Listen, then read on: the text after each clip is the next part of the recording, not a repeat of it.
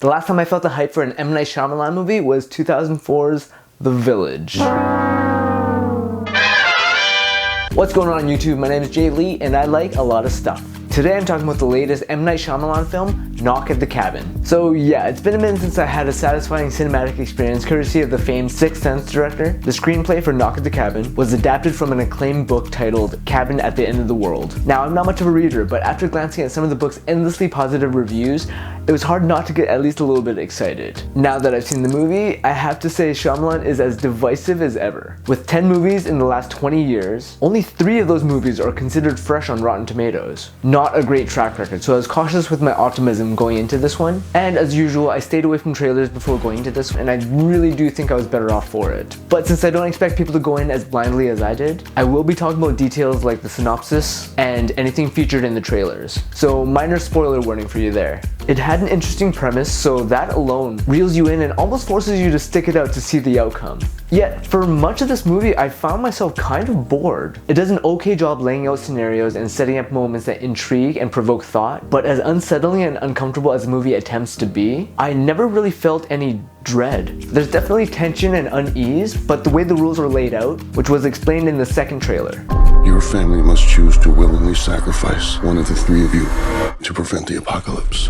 It just felt like the movie would follow a certain sequence, a predetermined flow, and sure enough, it was pretty formulaic. Once shit starts hitting the fan and the family is faced with the horrific lengths these strangers, who may or may not be deluded religious zealots, will go to in light of their haunting visions, I will say the movie does well to keep you guessing. As events unfold and the strangers show the family the horrors happening as a result of their indecisiveness, it gets pretty compelling. The family has every reason to believe these home invaders are off their rockers, in line with some sort of cult, etc, etc. At some point, the family fires back and there are questions raised and facts stated that do seem to dispel what the invaders are preaching to be real. I did do that dance while I was in my head, kind of like, oh, that's a good point, what about that?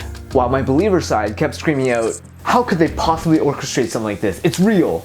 So the film isn't without its positives, most of which has been going to praise Dave Bautista for his performance. And it is very good.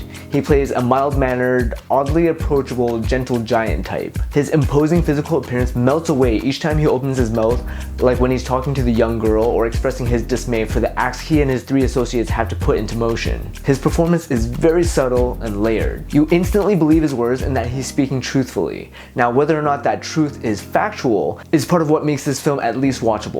Had I watched this one at home, I feel like I would have jumped through at least a few scenes to get to the turning point or the climax, because I actually really did enjoy the ending. From what I've read, it's quite different from the book in that at least one character's fate is significantly changed. But as far as adapting a story to film, I think the creative changes were, let's say, more palatable for moviegoers. There's a really powerful and touching family moment at the end that really worked for me, and I really appreciated the emotional push they were going for. However, it was a bit too little too late for me, because leading up to that moment, I just didn't find myself caring about this family.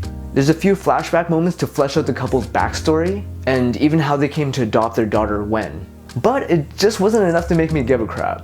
I really enjoyed Jonathan Groff in Hamilton and Mindhunters, and he's good here as well. But his partner, played by Ben Aldridge, and pretty much the rest of the cast was pretty forgettable. Kind of like this movie at the end of the day. Again, I did enjoy that family moment at the end. It made me want to rush home and hug my daughter. But overall, Knock at the Cabin is not a movie I'd recommend to most people.